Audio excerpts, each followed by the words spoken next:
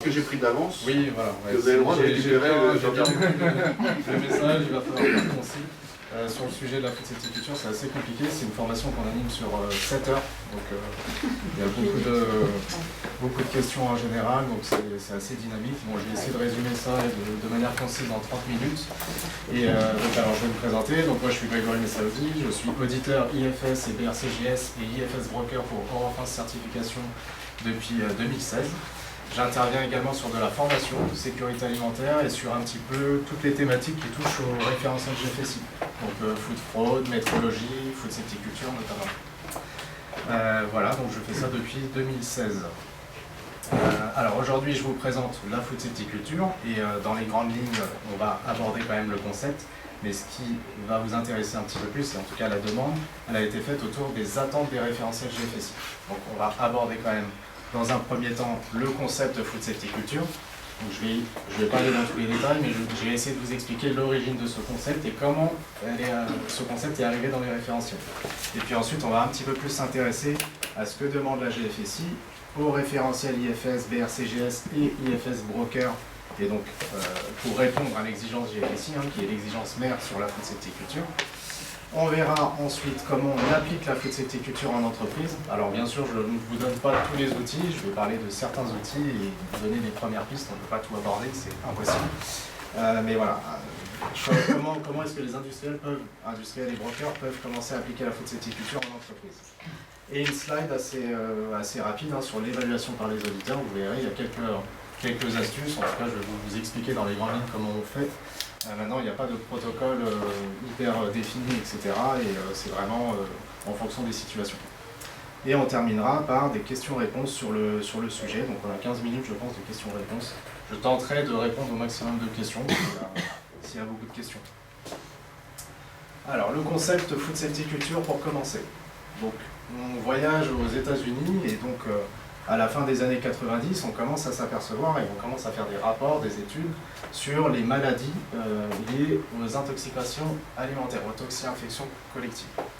Et on constate qu'en fait, il y a beaucoup donc, de maladies et un rapport fait état de 325 000 hospitalisations, donc dans les années 90, je ne sais plus quelle année précisément, 5 000 morts par an, et également ce rapport fait un lien direct assez rapide avec la restauration, indiquant que la restauration était responsable à 40% des maladies liées à la sécurité alimentaire. Donc un coupable est déjà trouvé et le constat est assez alarmant. Les autorités commencent déjà à se poser des questions sur ce qui se passe et pourquoi il y a autant de maladies et de morts par rapport à la sécurité alimentaire, aux maladies. Alors, il y avait historiquement deux méthodes. Il y a toujours eu deux méthodes pour lutter contre les risques de maladies liées à la sécurité alimentaire, qui sont la formation et le contrôle. Donc ces deux méthodes-là, également, certaines études démontrent, et en tout cas mettent en avant, qu'elles deviennent insuffisantes pour corriger et réduire de manière drastique les risques de sécurité alimentaire. On va avoir deux méthodes qui vont agir dessus, bien sûr. Si on forme les personnes en préventif, on va diminuer le risque d'incidence des maladies de sécurité alimentaire. Et si on contrôle, on va pouvoir s'apercevoir de certains problèmes et aller vers des plans d'action qui vont permettre d'améliorer les choses. Par contre, les experts estiment que malgré les budgets engagés sur ces deux aspects-là, les problèmes de sécurité alimentaire et de maladies liées à la sécurité alimentaire en tout cas restent quelque chose de significatif. Et ces deux méthodes-là deviennent insuffisantes. Donc ça, ce sont toujours des constats dressés aux États-Unis à la fin des années 90. Et très rapidement, l'idée qui émerge, et plutôt que de pointer une responsabilité sur les restaurants, l'idée qui émerge, c'est la chaîne alimentaire dans son intégralité est impliquée dans les résultats de sécurité alimentaire.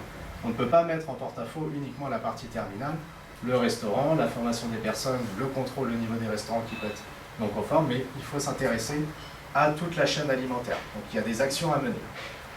Également, ce qui est largement pointé, c'est les comportements. On a vu que de former et de contrôler, c'était deux actions qui étaient peut-être un petit peu dépassées, mais on se rend compte que malgré des budgets colossaux en formation, des budgets colossaux en contrôle, des analyses de risque un peu plus précises, on a toujours les problèmes. Et donc on se demande si les comportements ne sont pas également en lien avec ces incidences de sécurité alimentaire, de problèmes de sécurité alimentaire.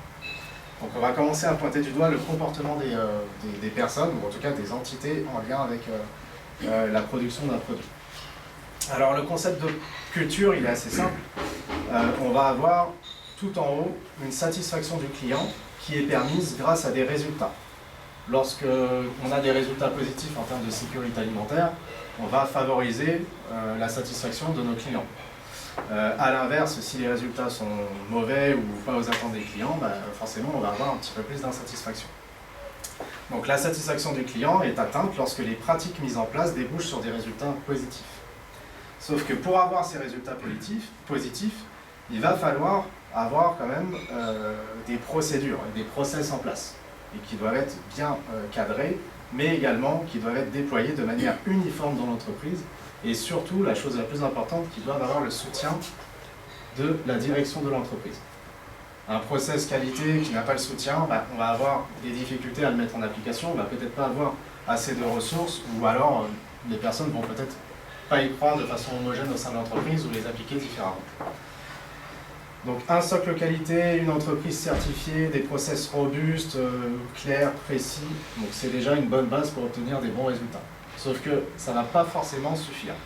En dessous de ça, et donc la base, et c'est pour ça que cette pyramide elle est assez intéressante en fait pour expliquer le concept de la culture, à la base on va avoir la culture. Donc l'application commune et homogène des process qualité, du socle qualité, ne va être possible que si des valeurs sont partagées au sein de l'organisation. On peut avoir un système qualité qui peut être le plus puissant du monde, si en dessous de ça et au sein de l'organisation, on n'a pas des croyances, des valeurs qui vont faire qu'on va agir avec des comportements donnés pour le mettre en application et obtenir des résultats positifs, on ne va pas avoir les effets escomptés. Donc la culture, déjà, c'est un concept qui émerge et qui est transverse à l'entreprise et qui va permettre d'arriver jusqu'aux résultats positifs et donc la satisfaction du client. Alors, donc là non, ce n'est pas une erreur, il y a bien une photo de judo dans une présentation Food Safety Culture. Donc je vais vous expliquer, et en fait on a un lien entre les comportements et les valeurs. Donc comme je vous le disais, la culture c'est un ensemble de valeurs qui permettent d'arriver à des comportements qui vont être appliqués, le socle qualité et le process qualité dans notre cas précis en sécurité alimentaire. Donc on a un code moral au judo, donc on a un code moral sur le même principe qui s'appelle le judo Kyohan. Alors je prononce certainement mal parce que je ne suis pas japonais donc ça doit se prononcer autrement, mais qui régit en fait des valeurs et des convictions qui doivent être respectées chez tous les athlètes de judo. Donc qui sont la politesse, le courage, l'honnêteté, la modestie et le contrôle de soi.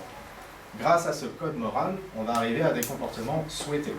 Et on peut constater, alors je ne sais pas s'il y a des amateurs de judo ou des personnes qui ont suivi ça pour la première fois avec les JO, mais un code éthique très respectueux au judo. On salue le tatami, on salue l'adversaire, on salue les décisions de l'arbitre, même si elles ne sont pas en sa faveur.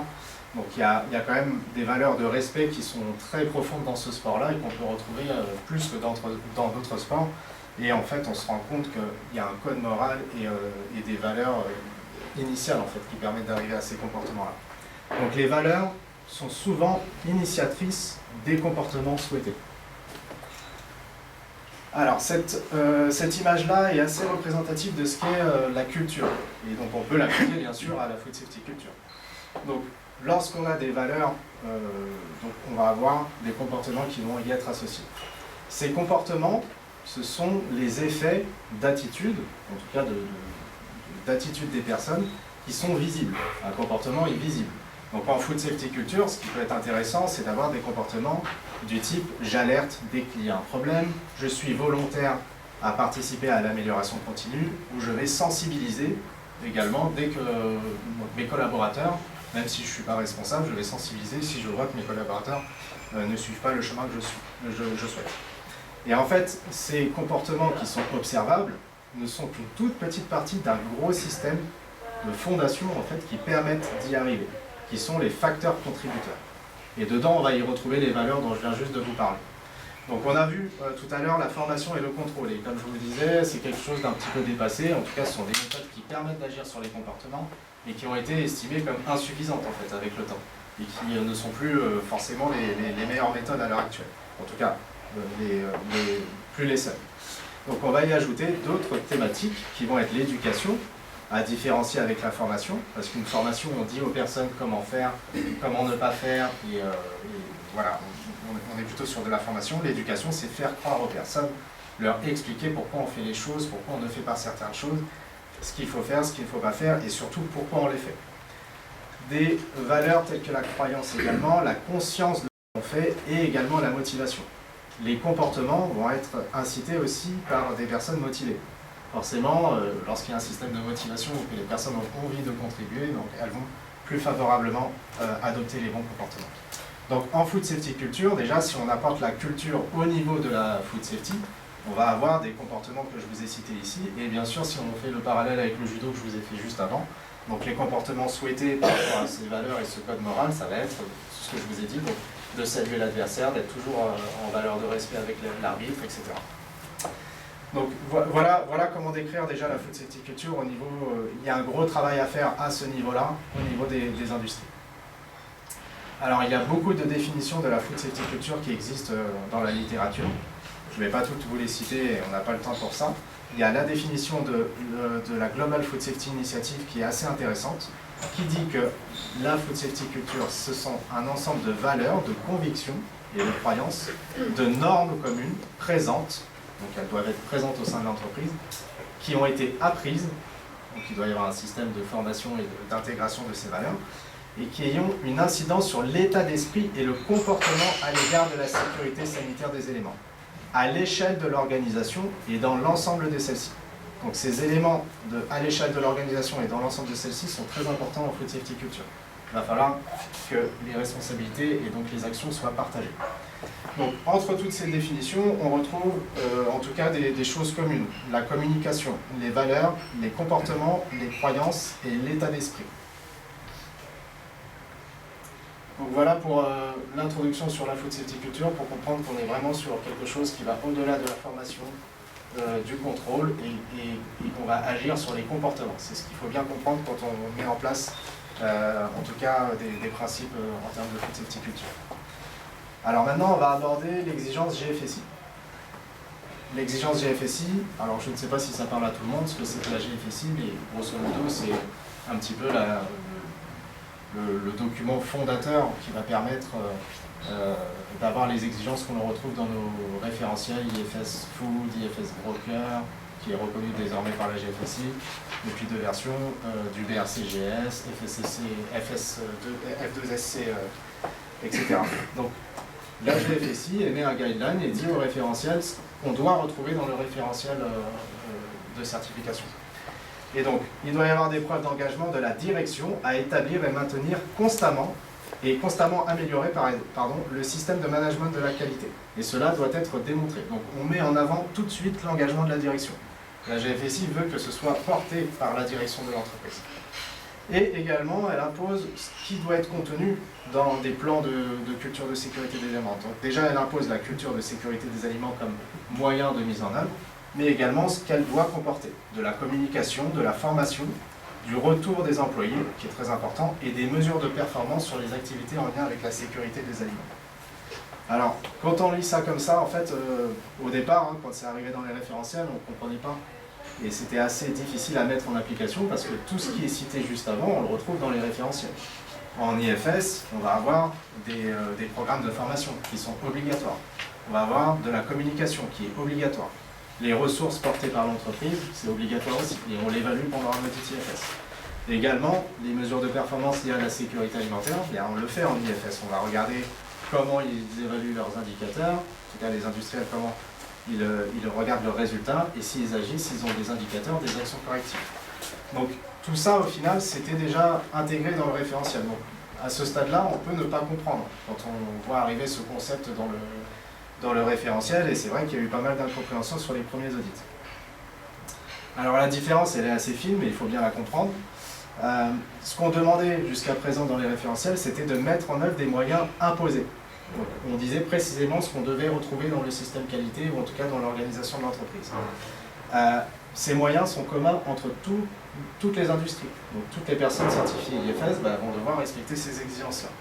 Et d'en évaluer les résultats, donc avec un ensemble d'exigences qui sont précitées ici. Avec la culture, on est sur quelque chose de différent. on va mettre en œuvre un plan qui est spécifique à l'entreprise. Donc chaque entreprise va avoir son propre fonctionnement en termes de food safety culture, son propre plan. Il va falloir agir dans le cadre de ce plan sur les comportements. Donc on n'est plus sur quelque chose de factuel où on dit qu'il faut analyser tel ou tel résultat en bactériologie, etc. Là, on va agir sur les comportements dans le cadre de ce plan. Et on va évaluer l'efficacité des moyens mis en œuvre sur les comportements. Donc c'est très différent. On ne va pas regarder un taux de réclamation et se dire ah bah, là on est moins bon, on va mettre en place cette action corrective. Là on va regarder si ce que j'ai décidé de faire au niveau comportemental pour changer les comportements, c'est efficace. Et c'est plus difficile à mesurer. Donc il va falloir développer diverses activités qui permettront d'obtenir les comportements souhaités. Donc on va définir des activités. On va, dans ces activités, former, encourager, motiver, sensibiliser, anticiper et réagir. Être en capacité d'anticiper et réagir. On va ensuite évaluer le niveau de culture de l'entreprise, et pas juste en termes de résultats. On va regarder si on a une bonne culture à l'intérieur de l'entreprise.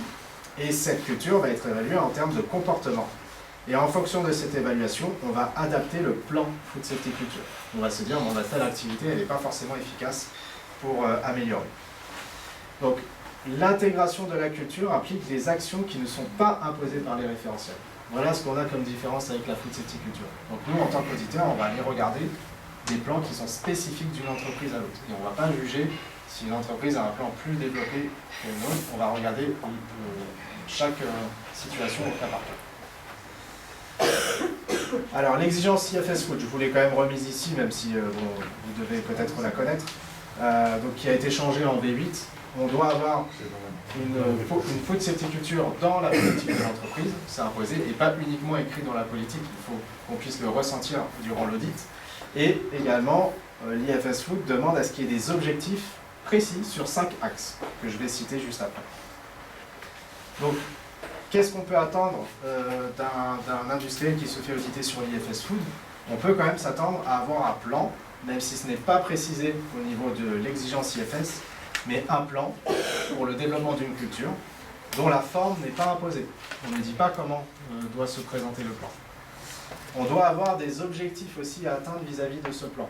Donc j'ai un plan pour développer la culture et je dois avoir des objectifs, donc des objectifs qui doivent être définis pour atteindre ce que je souhaite atteindre en termes de résultats.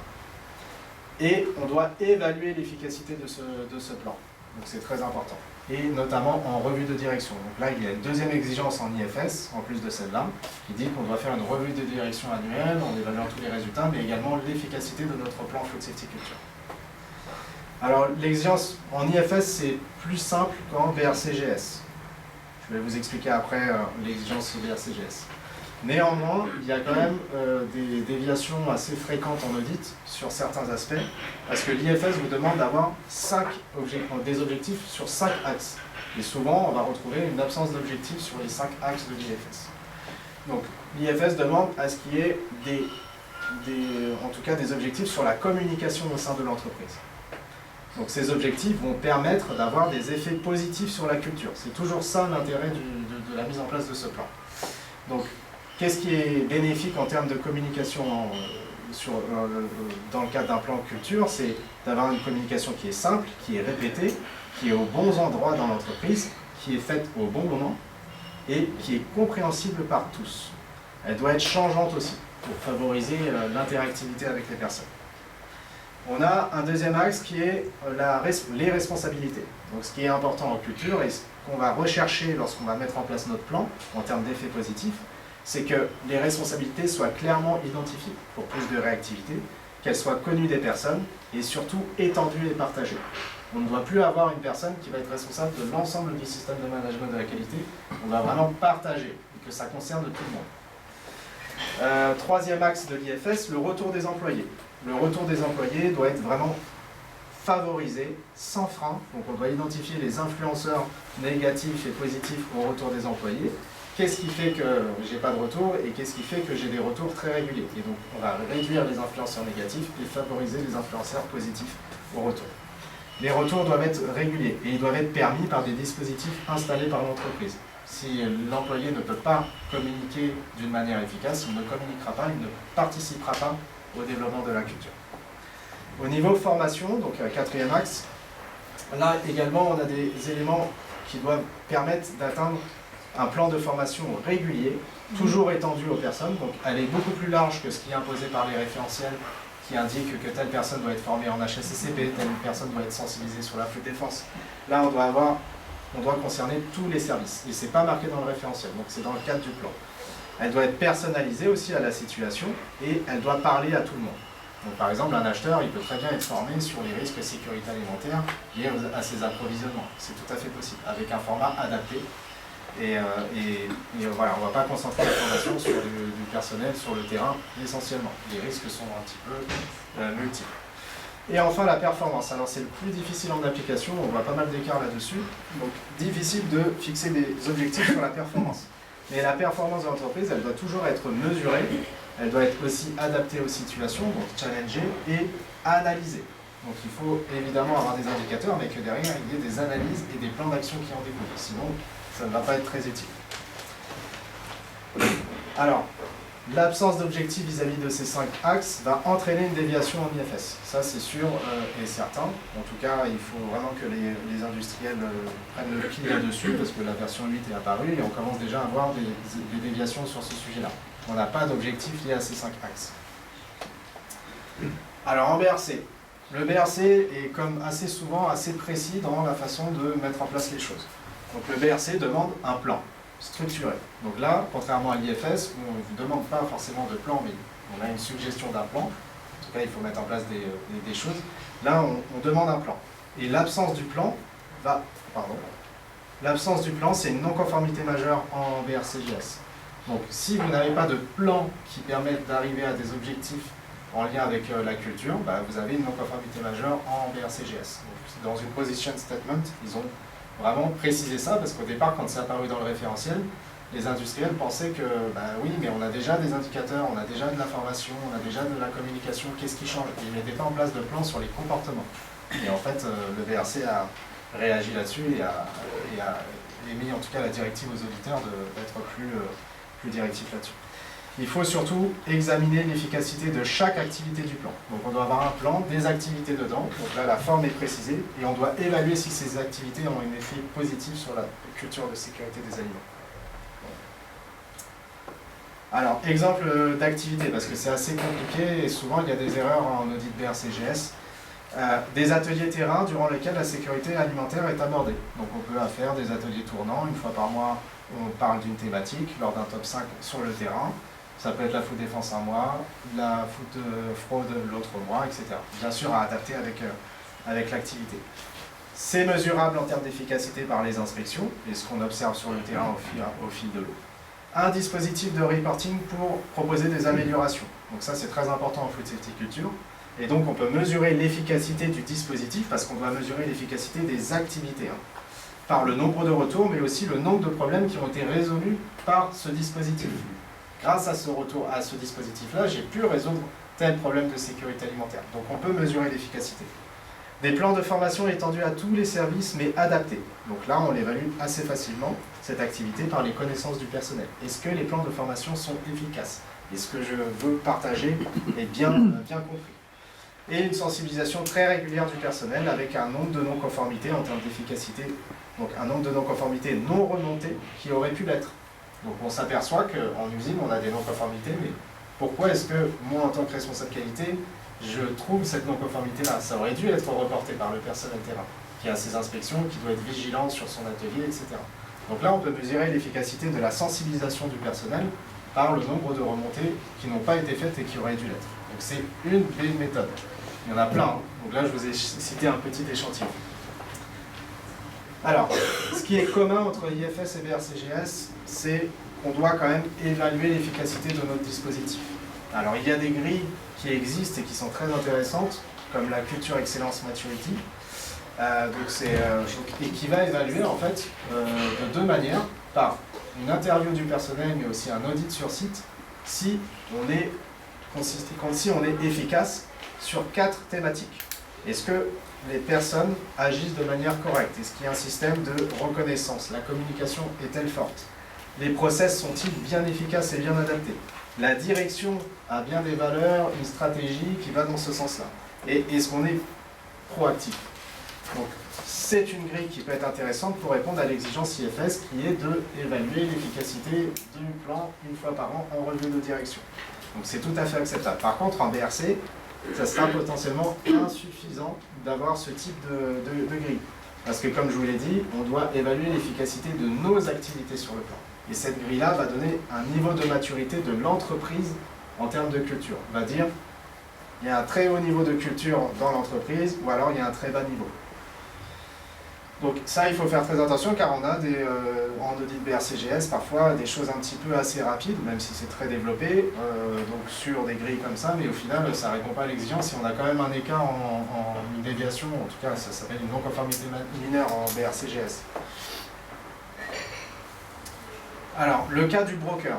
Beaucoup de problématiques au niveau des brokers sur l'application de la food safety culture, parce que souvent, ils vont nous dire, bon, bah, on est 2-3, on n'a pas besoin de mettre en place tout un système, on se voit, on est le bureau d'en face, bon, bah, regarde, il y a une alerte, etc., etc. Malgré tout, c'est quand même applicable aux brokers. Donc, ça c'est un exemple de déviation mise chez un broker, un client donc, qui n'avait pas fait de bilan d'efficacité de sa culture, donc on ne savait pas quel était le niveau de culture au sein de l'activité broker, et qui avait envoyé un questionnaire pendant l'année avec des questions à l'entrepôt logistique. Donc ils ne se sentaient pas du tout concernés parce qu'ils ne touchaient pas les produits. Donc pour eux, bah, ils n'ont pas d'impact sur la culture de sécurité des aliments, ils ne touchent pas les produits.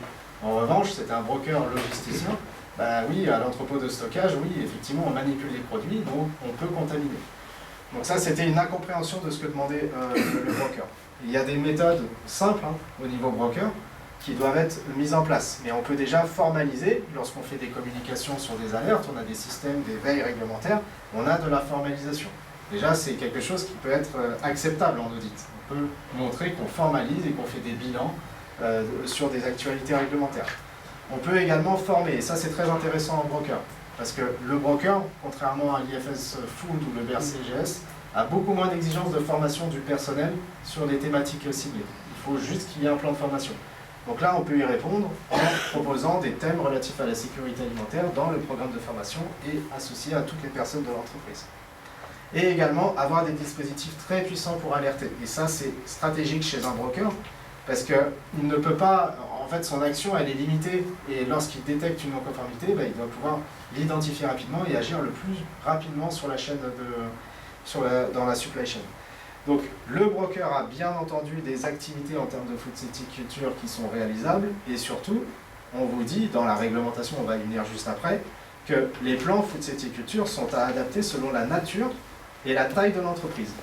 Donc, c'est toujours applicable, même en broker, mais on peut mettre des choses beaucoup plus simples et totalement acceptables pour la culture, et ça passera très bien en audit. Donc il faut s'adapter à la taille et à la nature de l'entreprise. Le broker, bien sûr, il a des responsabilités dans la chaîne alimentaire. Alors, je ne sais pas... Il reste 5 minutes. 5 minutes, bon, ça va. Alors, l'application de la food safety culture en entreprise. Donc déjà, il faut savoir que la food safety culture, c'est quelque chose d'obligatoire. Ça ne concerne pas que les entreprises certifiées GFSI. On est sur quelque chose d'obligatoire. Et c'est apparu dans le Codex en 2020, dans la dernière parution, avec tout un ensemble d'activités proposées par le Codex qui sont mises en avant pour favoriser une culture dite positive de sécurité des aliments. Encore une fois, la nature et la taille de l'entreprise, et ça vient du Codex, doivent être prises en compte pour adapter le plan. Donc ça, c'est dans le Codex, vous aurez de toute façon les slides, je pense. Oui. Ce qui est intéressant, en tout cas pour un industriel, et on l'a bien compris, c'est d'établir un plan. Donc, le plan, il va partir d'une stratégie, et qui est forcément insufflée par la direction. Sinon, ça ne fonctionnera pas. La direction a émis ses volontés et définit les orientations. Derrière, il faut élaborer le plan. Et donc là, on va aller plus large au niveau des responsabilités. Ça ne va pas être uniquement la direction, mais plutôt les personnes en charge des opérations, la qualité dans notre cas précis en usine. Donc avec des activités, des dispositifs à penser et des responsabilités à définir. Ensuite, une fois que le plan il est élaboré, on va faire vivre cette food safety culture. En la challengeant par des sensibilisations. On va vraiment la challenger, on sensibilise, on récompense les bonnes actions, etc. Et puis ensuite, on finit par faire un bilan d'efficacité. Donc on va regarder les résultats, toujours en termes de comportement et donc sur la culture. On va définir un niveau de maturité. Est-ce qu'on a une bonne culture ou est-ce qu'on a des opportunités de progression. Et tout ça, toujours dans le cadre d'un plan, comme le PDCA. Donc on va revenir sur la stratégie. En fonction de cette évaluation-là, on va revenir sur la stratégie et l'adapter. C'est ce qui est attendu, en quelque sorte, même si ce n'est pas dit explicitement comme ça en IFS, mais en tout cas c'est ce qui est attendu quand même. Alors pour comprendre la food safety culture, il y a tout un tas d'ouvrages très intéressants. Donc il y a le guide food safety culture et il y a aussi un super document ici de Franck Yanias, qui est en anglais, mais qui est très intéressant, qui donne plein de petites informations. Donc c'est ce document-là, en jaune et bleu, dont s'est beaucoup inspiré le guide GFSI. Alors le guide GFSI, ça ressemble à ça. Donc ils ont défini 5 piliers. Donc ils veulent vraiment aider les industriels à répondre favorablement à la food safety culture. Donc un premier pilier en lien avec la direction, donc qui indique qu'il faut insuffler une vraie dynamique. Donc communiquer les orientations, communiquer avec des messages très réguliers, de différentes manières, sur différentes voies, pas forcément que en usine, aux clients, aux fournisseurs, sur le site internet, et de manière changeante, et à mettre en place les ressources. Forcément, la direction est responsable de la mise en place des ressources. Ensuite, il faut vraiment impliquer les personnes, et donc il y a un pilier personne. Il faut avoir du personnel engagé. Donc pour ça, il y a plusieurs méthodes, mais il faut étendre les responsabilités, il faut définir des influenceurs, donc des porteurs de bonnes paroles sur la food safety culture au sein de l'entreprise. Et il faut avoir un système de récompense, que les personnes soient motivées et aussi valorisées lorsqu'elles agissent bien en termes de food safety. Donc on va reporter les bonnes pratiques aussi. La cohérence, pilier très important également, c'est comparer les volontés et les réalités. Bah forcément, on a un dispositif en place, il faut le challenger. Est-ce qu'il est efficace? Ou est-ce qu'il doit être remis en cause? Donc ça, c'est très important aussi. C'est un des piliers dans lequel on doit définir les responsabilités, bien établir la documentation et avoir des indicateurs de performance. Comme ce qu'on retrouve en IFS, la mesure de la performance. Donc là, c'est un pilier qui permet de mettre en place des choses qui y répondent. La capacité d'adaptation, qui est absolument fondamentale, et je vous en ai parlé en gros cœur, eux, c'est vraiment le nerf de la guerre. Ils doivent absolument être très très réactifs en cas de problématique. Être capable de maintenir un niveau de sécurité alimentaire satisfaisant. Donc, savoir anticiper les crises, donc être prêt dans le cas où on a quelque chose, donc avoir une veille réglementaire très poussée, communiquer largement pour que tout le monde soit sensibilisé aussi. Savoir gérer les crises, être réactif en cas de crise. Donc avoir des procédures bien en place, tester, du personnel formé, etc. Donc capacité d'adaptation. Et le dernier, qui est très riche au niveau du guide, et il y a beaucoup de conseils, tout ce qui est sensibilisation des dangers ou risques. Donc on va avoir des outils à mettre en place, avec des messages répétés aux différents endroits, en couleurs, en chiffres, beaucoup plus étoffés. Développer très fortement les connaissances. Donc ça, on le voit dans les référentiels, on doit vraiment aller plus large sur les communications. Et permettre un reporting du personnel. Donc ce guide GFSI, si on ne l'applique pas, ça n'entraîne pas du tout une déviation en audit de certification. C'est juste une aide pour les industriels. Il n'est pas obligatoire, même si c'est celui qui est le plus étoffé en termes de conseils sur comment mettre en place la culture de sécurité des aliments. Et donc j'en termine, puisqu'il me reste très très peu de temps, par l'évaluation des auditeurs. Alors, c'est assez simple, bon, de toute façon il n'y a qu'une slide. On va dans un premier temps échanger largement avec la direction sur la politique qualité. Et on ne va pas uniquement regarder le document politique qualité, on va échanger, on va regarder s'il y a un plan relatif à la culture, et on va essayer d'avoir un petit peu plus d'informations pour s'apercevoir si la direction est engagée ou pas. Et ça, on va le voir au travers de tout l'audit, pas uniquement en regardant un document politique qualité. On va évaluer les objectifs en termes de food safety culture en IFS. Il faut absolument qu'ils couvrent les 5 axes, sinon forcément il y a des potentielles déviations. On va auditer le plan food safety culture en BRCGS, donc il doit y avoir un plan, c'est indispensable, avec des activités liées au comportement, c'est ce qui manque souvent, mais on va voir s'ils évaluent bien l'efficacité de ces activités. On va échanger beaucoup plus largement qu'avant sur le terrain avec le personnel, normalement. Donc, quelles conséquences sont relatives à nos actions? Donc, avant, on demandait, est-ce que vous pouvez me faire un test de fonctionnement du détecteur métallique? Là, on va aller plus loin. On demandait, est-ce que vous pouvez me faire un test du CCP cuisson? On va aller plus loin. Pourquoi faites-vous cela? Quelles sont les conséquences si c'est en dessous de la limite critique? Enfin, on va essayer d'aller chercher un petit peu les connaissances des personnes. Et on va vérifier les communications. Alors là, c'est le point essentiel et la grosse différence avec avant. Avant, les communications, le format n'était pas vraiment imposé, mais là, il y a un contenu qui doit être assez exhaustif et qui doit être changeant et qui doit être déployé auprès du personnel. Et enfin, on va évaluer le compte rendu de revue de direction avec le bilan sur la food safety culture. Donc il doit y avoir un bilan dessus, mais qui doit être cohérent. On doit bien y évaluer la culture. Et ça aussi, il y a pas mal de déviations là-dessus. En tout cas, dans tous les cas, l'auditeur il doit absolument s'adapter à la taille et à la nature de l'entreprise. Donc il ne doit absolument pas considérer qu'une entreprise A qui a fait tout un tas de choses avec des gros investissements, des arrêts de production pour parler de food safety culture, doit être le modèle et que les autres sites qui sont beaucoup plus petits, qui ont beaucoup moins de ressources, doivent faire pareil. Donc il doit évaluer de manière pertinente et toujours avec cette notion de taille et de nature des entreprises. Voilà, donc j'ai essayé de vous parler de food safety culture assez... bon, en 30 minutes, c'est pas évident, forcément, il y a beaucoup de choses à dire, mais ça résume à peu près ce qu'attendent les auditeurs, comment ils évaluent et ce que les industriels peuvent mettre en place. Et la notion essentielle à intégrer, c'était la différence entre ce qu'il y avait avant et ce qu'il y a maintenant. Maintenant, on est plus concentré sur les comportements. Voilà, donc nous, Eurofins Consulting, donc on a deux entités, Eurofins Consulting et Eurofins Certification. Donc Eurofins Consulting, on fait des activités de conseil, d'audit, de formation autour de la sécurité alimentaire et on a notamment cette formation Food Safety Culture avec des audits associés. Voilà, donc je ne sais pas si vous avez des questions, parce que j'ai bien tenu le timing, c'était un peu serré sur la fin. J'ai pas fait sonner la cloche. J'étais indulgent pour le début. Parfait. Est-ce que vous avez des questions sur ce que je viens de dire ou commentaires? Partage d'expérience. Vous avez évoqué les comportements, c'est ce qui manque souvent. Oui. Quels sont les comportements entendus? Ce qui manque souvent. Alors les comportements, en fait, si on regarde le haut de l'iceberg, en food safety culture, on s'attend vraiment à ça en fait. C'est ce qu'on attend. J'y reviens rapidement, mais ce type de comportement, d'alerter dès que j'identifie une situation non conforme, quelle que soit l'échelle dans l'organisation, d'être volontaire pour améliorer, de participer à l'amélioration. Donc ce sont des comportements. C'est pour ça que ce n'est pas chiffrable ou c'est un peu plus compliqué à mesurer. Mais on va évidemment collecter et savoir si on a beaucoup ou on va quantifier ces comportements. Est-ce que c'est régulier? On va s'en apercevoir.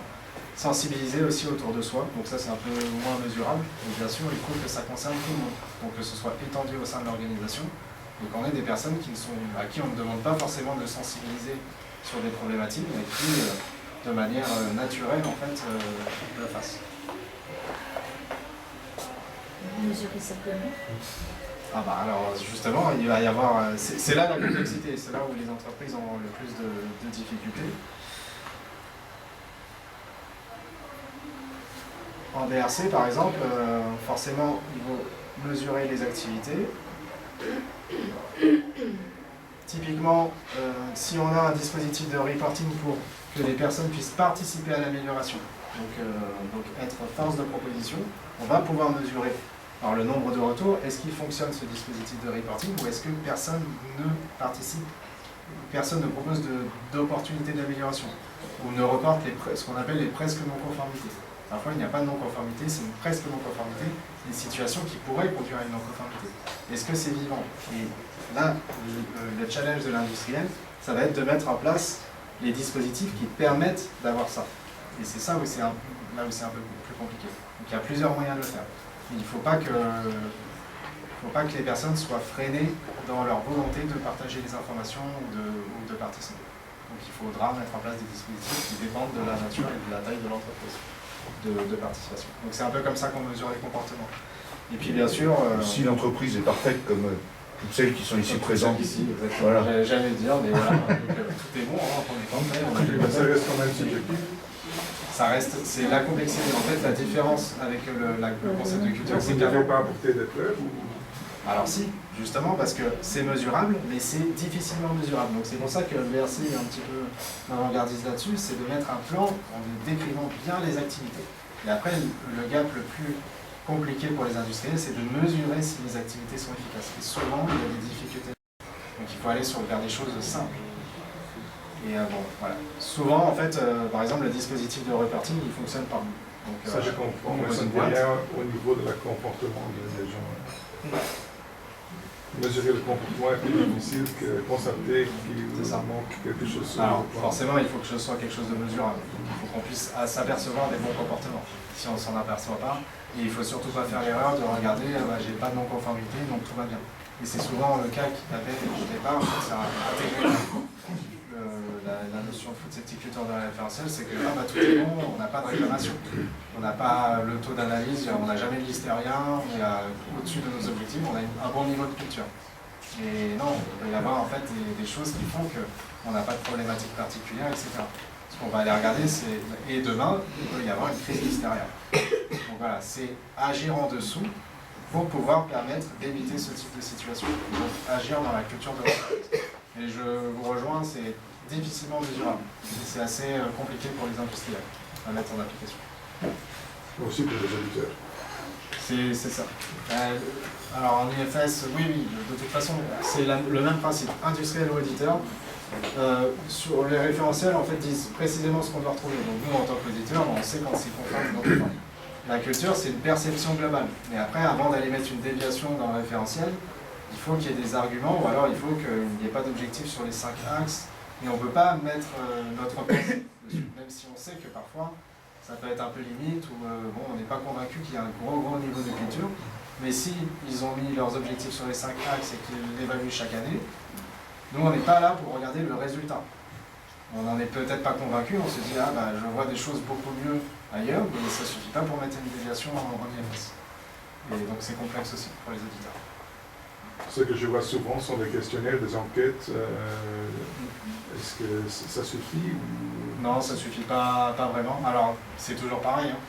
En BRC, ça ne suffira pas, parce qu'il faut mettre en place des activités pour développer la culture. Donc, avec le questionnaire, dont je vous ai montré après la grille de maturité, en BRC, ça peut ne pas suffire, parce qu'on va avoir un niveau qui est remonté du terrain, mais on ne saura pas si les activités pour développer sont efficaces.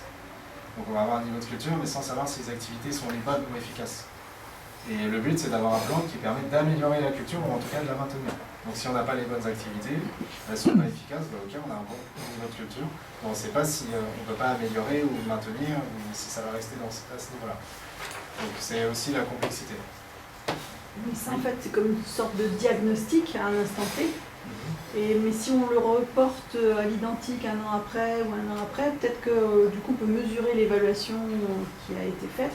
Et ça, c'est peut-être une évaluation de l'efficacité des mesures qui ont été appliquées dans l'intermède, en fait. Donc, oui. Peut-être ça peut suffire, pas une fois, mais de voir la tendance sur plusieurs fois. Oui, alors, de toute façon, en général, il y a souvent un diagnostic initial. Ouais. Donc c'est important pour poser le contexte et évaluer le niveau de culture au départ et savoir ce qu'il faut faire pour améliorer. Et souvent, dans ces grilles de maturité, ces diagnostics initiaux, on a beaucoup d'interrogations du personnel qui est sollicité. Est-ce qu'on vous communique souvent des éléments? Est-ce que vous arrivez facilement à remonter des choses, etc. Et à partir de là, ils définissent les activités. Si le personnel, si tout le monde dit on ne peut pas remonter les problématiques, ou alors on n'a pas assez de dispositifs, on va déjà créer une activité qui est d'améliorer cet aspect-là. On va permettre au personnel. Donc le diagnostic initial est très intéressant. Dans tous les cas, c'est positif de faire un diagnostic food safety culture et de le refaire régulièrement, etc. Et en BRC, ça peut ne pas suffire si on n'évalue pas l'efficacité des activités. C'est un peu pointilleux, mais bon. On peut se baser sur quoi pour ce diagnostic? Il y a des grilles qui existent, il y a des choses? Il y a des grilles. Il y a des grilles, il y a une grille de la Nouvelle-Zélande, c'est un document néo-zélandais avec un ensemble de questions qui sont diffusées à toute l'organisation. Souvent c'est fait comme ça. Après, certains responsables qualité font aussi eux-mêmes leur propre grille de food safety culture, mais en se basant sur ces grilles-là. Okay. Donc il y a des modèles qui existent. Et là, en fait, vous diffusez à l'organisation, vous regardez les remontées, et c'est des questions du type est-ce que au sein de l'organisation, la sécurité alimentaire est quelque chose que vous percevez comme étant perçu de manière importante, ou est-ce que lorsque je communique un truc, je ne sais pas où c'en est, ou je ne sais pas. C'est ce type de questions. Et donc c'est une évaluation par le terrain, donc à tous les services. Et après, à partir de là, on peut faire. Donc, il y a cette grille-là, et après il y a ce que je vous ai montré, le module BRC. Le BRC a créé un module qui est très intéressant. Certains sites industriels peuvent l'ajouter lors d'un audit de certification, qui est le module Food Safety Culture, où il y a d'abord un questionnaire qui est envoyé au site de production, donc avec un taux de réponse minimum à avoir, etc. Première évaluation des résultats du questionnaire, un peu du même style que le questionnaire néo-zélandais, où on demande aux personnes, on essaie de savoir quel est le ressenti de la culture au sein de l'entreprise. Et après, il y a un audit documentaire sur le terrain, où on va aller regarder si le système est efficace, si la direction communique, si le système de communication est bon, interviewer le personnel, etc. etc. Donc ça, c'est aussi un autre modèle d'évaluation de la maturité. Il y a un document de l'Union européenne il y a 2 ans avec le questionnaire aussi. Oui, exactement. Donc il y a aussi le document de l'Union européenne. De toute façon, c'est réglementaire maintenant. Il y a plein de sources. Sur, je vous en ai cité quelques-unes. C'était après. Sur cette slide-là, si vous récupérez la présentation, vous avez, je vous l'enverrai en PDF. Ouais. Vous avez en fait un petit peu toutes les La sources. présentation, elle sera de toute façon remise après le séminaire. Là, vous avez ce document-là que je peux vous communiquer aussi, je l'ai, qui est très intéressant en anglais, mais il décrit, c'est un peu un document mère qui explique pas mal de choses, des petites astuces sur la food safety culture. Et après, il y a la partie réglementation, le codex, et donc ici, c'est le document néo-zélandais. Sachant que ce document GFSI, il est un condensé, en fait, il regroupe plein d'informations qu'on retrouve dans ces documents-là. Donc il est assez intéressant. Maintenant, il ne va pas vous dire exactement quelle activité mettre en place. Et tous ces documents sont téléchargeables ou pas Non, il y en a des payants, plus difficilement trouvables. Celui-là, à la base, il faut s'abonner sur un... Normalement, il est payant. Moi, j'ai réussi à l'avoir en étant abonné sur un site qui propose en tout cas des lectures. Et puis après, la réglementation, oui, c'est accessible. Et le guide GFSI, c'est accessible. Et la grille néo-zélandaise, elle est accessible? Vous pourrez nous la transmettre, je peux la transférer aussi. Ça, on la mettra avec eux. Ouais. Super. Elle se retrouve sur Internet assez facilement aussi. Vous avez vu, au début, j'ai dit qu'on était les Géo trouve tout, donc si je peux déjà envoyer la grille, ce sera pas mal. Bon, ça, je peux vous la donner. Voilà comment on peut faire. Donc, c'est sûr qu'on peut... Il y a des méthodes. Maintenant, la complexité pour l'industriel, c'est qu'il n'y a pas de méthode toute faite. Et ça doit être adapté à l'organisation et au fonctionnement de l'entreprise. Okay. De toute façon, vous aurez pris du temps au repas et autres pour discuter ensemble. Donc, on va passer à ce suivant. Sauf s'il y a encore une question peut-être ou non, une interrogation particulière. Les remarques sur un audit que vous avez pu avoir où vous êtes pris une claque par l'auditeur, non? Tout le monde a passé le cap facilement de la food safety culture. Bah, on sent qu'ils veulent qu'on formalise de plus en plus. C'était quelque chose qui était au début un peu... Enfin, c'est mon ressenti. Après, on nous a laissé un petit peu le temps de prendre nos marques avec la food safety culture, mais j'ai trouvé que dans les derniers audits, on nous demandait vraiment chaque pilier un indicateur en face et il fallait l'indicateur pertinent. Et comme vous le dites, il y a plein de choses qui sont difficilement mesurables. Et c'est ce côté-là que moi j'ai du mal à... Parce que sur l'aspect formation, etc., oui, il y a des choses, mais ils veulent aller plus loin, c'est la compréhension de la formation. Donc j'ai plein d'idées sur, effectivement, c'est plutôt peut-être la note obtenue du questionnaire, ce genre de choses, mais c'est bien le formaliser. Nous, on a fait un PowerPoint avec la définition de chaque pilier et puis l'indicateur en face. Mais je m'essouffle un petit peu sur « et l'année prochaine, je fais quoi ?» Quand je représente en revue de direction, voilà le ressenti que moi j'ai personnellement. Ce qui marche assez bien au niveau communication, c'est les fameux ateliers. C'est de parler de sécurité alimentaire, de faire des temps d'arrêt, et en fait ils s'en servent de deux manières. Donc je parle sur des thématiques, donc souvent j'ai vu ça, une bonne pratique, c'est on a un nombre de sujets prédéfinis avec un calendrier. Et donc, selon les cas, en fait, c'est soit le responsable qualité, mais souvent c'est la production, donc le chef d'équipe, ou le responsable de ligne, le conducteur de ligne, qui va devoir aborder le sujet. Donc, typiquement, food défense, ce mois-ci, on parle de food défense à tout le monde. On l'adapte à notre fonctionnement à nous, on explique ce que c'est, très rapidement en quelques notions, et on demande aux personnes de remonter les informations. Ces ateliers, en fait, permettent aussi de remonter les informations de la part des personnes. Ça, c'est une des activités qui est intéressante. Et l'indicateur, il est sur le nombre de petits modules qu'on a bien animés ou sur le résultat? Alors souvent, le problème, c'est qu'en termes d'efficacité, Ouais. on les a tous faits. Donc c'est plus sur, ok, on les a tous faits, mais est-ce qu'ils sont efficaces? Ouais, c'est l'obligation. Donc là, ça se mesure sur ce qu'on observe sur le terrain, sur le résultat des inspections. Et c'est plus macro. On ne peut pas aller sur le micro, l'atelier, est-ce qu'il a cet effet-là? J'ai pas encore vu de sites qui font un questionnaire juste après l'atelier pour comprendre. Mais peut-être que lors des inspections, certains rajoutent des questions qui sont en lien avec des choses un peu plus poussées qu'avant, qui touchent d'autres aspects, la full défense. Et aussi, il y a beaucoup dans les questionnaires maintenant, et au niveau des inspections, des questions sur pourquoi vous faites ça. Quels sont les dangers? Citez-moi le danger principal sur votre activité, pourquoi, et quelle est la conséquence. Ça, on le voit de plus en plus. C'est des petites choses. C'est des choses qu'on fait dans des gros audits ou des audits clients, mais c'est vrai qu'au quotidien, ces choses-là... Là, c'est vraiment... intégré. Là, c'est un peu plus intégré. Ouais. En fait, il faut aller plus loin un petit peu dans tous les aspects et aussi parler plus large. Ok, vous êtes sur le CCP cuisson, d'accord, mais vos collègues, ils sont aussi sur d'autres problématiques. Et on partage, on échange, etc. Et on est d'accord que ça s'applique la DV qui prend une commande jusqu'à l'opérateur qui va expédier le chauffeur. Il faut que ce soit étendu au maximum et par contre adapté.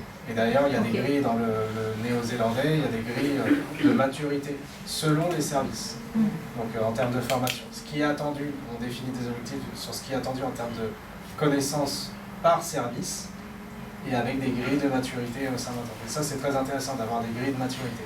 Donc on a des niveaux de formation, par contre au niveau des achats, on va se concentrer sur un niveau attendu. L'objectif, ça va être, il faut qu'on ait atteint ce niveau-là de compétences sur tel service, et donc on a une grille de maturité. Et puis après, on va être plus exigeant sur certains autres postes. Et on va suivre la grille de maturité. Ça, c'est une bonne pratique food safety culture aussi. En étant la formation, et on a ces fameuses grilles de maturité et des connaissances. Et oui, il faut que ce soit étendu à tout le monde. Là, c'est ce qu'on attend un peu plus.